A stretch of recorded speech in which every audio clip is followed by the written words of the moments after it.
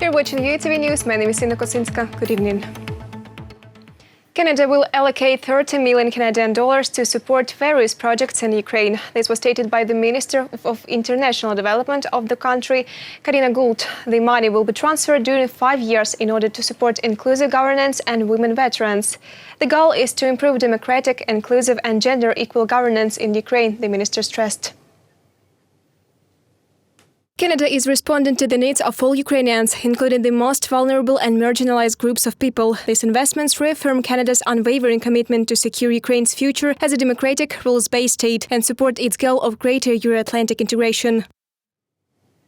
International support for the Crimean Platform is growing. 40 countries have already confirmed their participation in the summit. This was announced by Minister of Foreign Affairs of Ukraine, Dmytro Kuleba.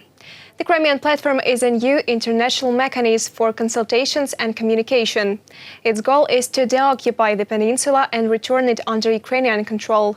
The summit is scheduled for the 23rd August, the day before Polish President Andrzej Duda confirmed his participation.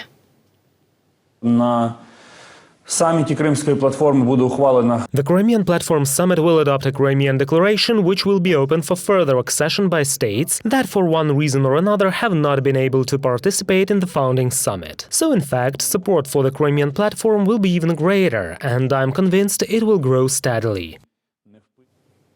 Ukraine is strengthening its army and supplies it with new equipment. Ukrainian engineers presented new samples of armored vehicles, robot technologies, drones, artillery and missiles at the International Forum.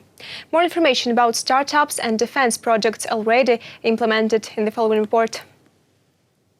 The manufacturing company calls this robotic platform a tank killer. This vehicle can hit an armored target at a distance of up to 5 kilometers. In addition, the robot is silent, it can swim and is controlled remotely. The technical director of the design and production enterprise that produced this machine is sure Ukrainian army is in need of such weapon given modern hostilities. The most important thing is that the soldier is not in danger, because at that moment he will be in a trench shelter with a control panel. Comparing a regular tank platoon and a platoon of such robots, seeing such a platform, the enemy will be frightened, because he doesn't want to die, and here is a robot that is not a living thing. The factor that you are fighting with a robot, which is more accurate, is also pressing.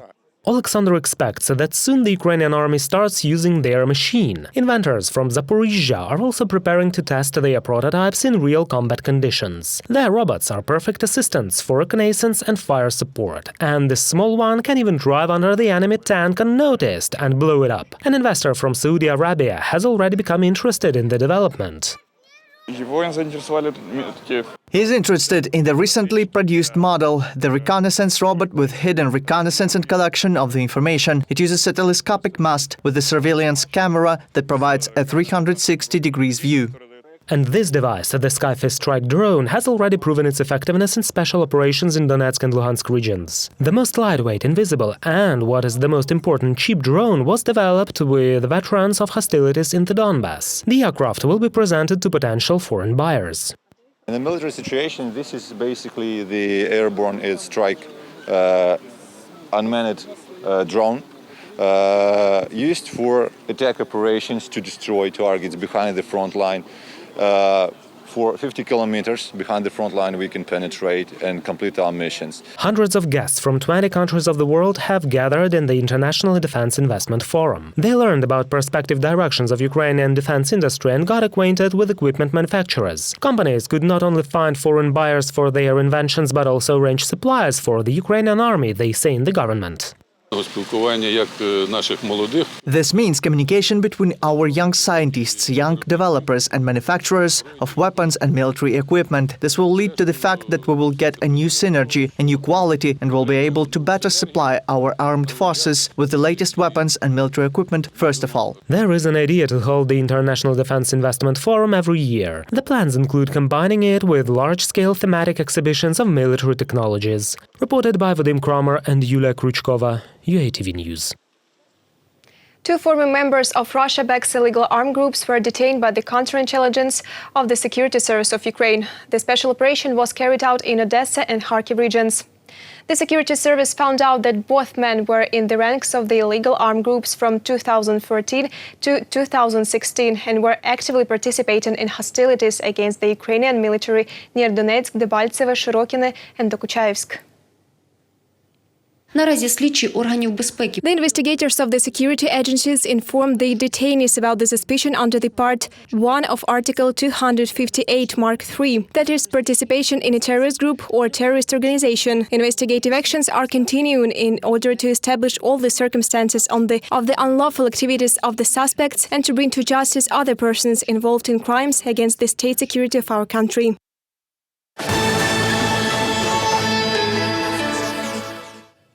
Ukrainians will get access to reliable information. The government has approved the program for the construction of a nationwide digital multi-channel television network. It will ensure broadcasting of digital Ukrainian TV, including in the border regions, where Ukrainians are mostly watching the TV channels of the neighboring states. 159 transmitters will be broadcasting up to 12 TV programs and 3 public radio programs. Yulia Ostrovskaya, Director General of the International Broadcasting Multimedia Platform of Ukraine, spoke about the importance of informing all residents of the country. This is another opportunity to convey verified information because, unfortunately, very often people in the border areas cannot watch anything except the channels of another country, the country aggressor, after the analog signal was turned off. In this case, it means protection of our citizens from fake information, so that is why this is important for us. This is definitely a necessary step towards the temporarily occupied territories of Ukraine.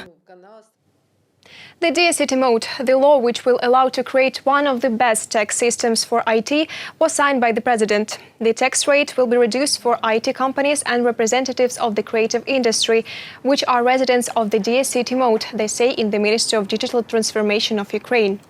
Several new concepts for Ukrainian legislation are also being introduced. For example, gig contracts, which a company can sign up with individuals. The DSCT mode lays the legal foundation for the launch of the special regime. DSCT will operate together with the current conditions of IT development. We do not break what works well, but provide an additional opportunity for comfortable business. We do our best for the coolest IT companies in the world choose Ukraine as their base and jurisdiction, and for Ukrainian IT companies and startups remain in Ukraine and get access to effective tools for development and investment. This in turn will increase the growth of the IT industry's share in Ukraine's GDP up to 10%. From a monument to corruption to the pride of Ukrainian bridge building. In Zaporizhzhia, works are being carried out on one of the most ambitious projects of the big construction, the bridge across the Dnipro River. The 166 meters high pylons of the cable-stayed bridge are being concreted. It will become the tallest structure in Ukraine. The ensemble of bridges in Zaporizhzhia consists of 6 transport interchanges, which include 27 structures with 2 bridges among them. Construction started back in 2004. Then it was stopped due to political situation and lack of financing. And only in 2020 the work was resumed within the big construction program. All the beams have already been mounted on the upper part of the structure, and yesterday the first concreting of a pylon 3.3 meters in height took place. A total of 16 cubic meters of concrete were poured. Everything went as planned. It is a precise and hard work, that's a considerable height, but everything went well. No Yota strain of coronavirus has been recorded in Ukraine. Chief Sanitary Dr. Igor Kuzin said this in an interview. At the same time, the exact number of the Delta strain cases in Ukraine is unknown. In total, 1,263 new cases of coronavirus were recorded over the past day. Most of all new cases are in Kyiv, Odessa, Donetsk, Kharkiv and Dnipropetrovsk regions.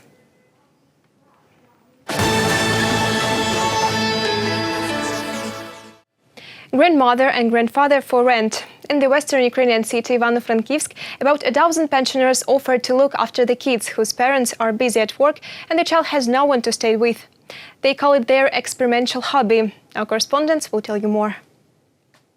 While Natalia has no grandchildren, she goes to visit Andrei and Matvey. Those boys were already waiting for her. This is definitely my second yacht, because I didn't have time for this before. I was constantly busy with work. Sometimes it happens the other way around. Children are brought to stay with the seniors. Good day, we're glad to see you. Who is here?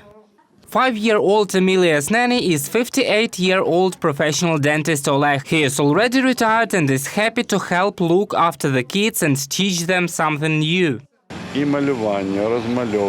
We are drawing and painting. We've already agreed on chess. 2 boys wanted to learn to play perfectly. I have a lot of classes here and I really like them. Halina Plotnitska decided to unite senior citizens so that they would become nannies for little Ivano-Frankivsk residents. She says this allows retirees to diversify their leisure time. On the one hand, I understood the problems of retirees because I went through the crisis of retirement age. On the other hand, I understood the problems of young mothers, especially when my daughter's friend said, "It's good that you have such a mother." 8 pensioners are currently involved in the project. Before starting to work with children, they took special courses. And the selection criteria were not simple. The main criterion is love for children. We need a person to undergo a mandatory examination and bring a certificate from the neuropsychopathic clinic. The age of our grandparents is from about 60 to 65, 68. And one more thing, what is needed is the ability to learn everything new. There are also restrictions on the age of the children. From 3 to 10 years, retired nannies work on weekdays in a local creative workshop or visit their ward's home. They adjust their schedule for children and their parents. There are plans to open a special hub in Ivano-Frankivsk, a space where 2 generations can befriend and communicate. Reported by Roman Smoler, Anastasia Lisova, UATV News. A new art object will appear in Kharkiv owing to the 30th anniversary of Ukraine's independence, the tallest flagpole in Ukraine and in Europe, 102 meters high. The first place in the country is now held by the 90-meter pole in Kiev. In Europe, the highest is the Finnish one, 100 meters. Meanwhile, in Kharkiv, the final work on landscaping and installation of lighting is underway. The state spent $890,000 on construction. The official opening will take place on August 23rd, on the day of the state flag of Ukraine. There was special equipment. It was a 300-ton crane and the installation took 3 days. Well, all people are professionals and specialists, and they have done everything. We expect the arrival of the flag at the beginning of next week. The testing is due to start on Wednesday. In fact, 5 sets will be manufactured and they will be stored in the city organization that will handle this structure. That's all for this hour. More updates on our official website, YouTube, Twitter and Facebook pages. Thank you for staying with the UATV channel. Goodbye.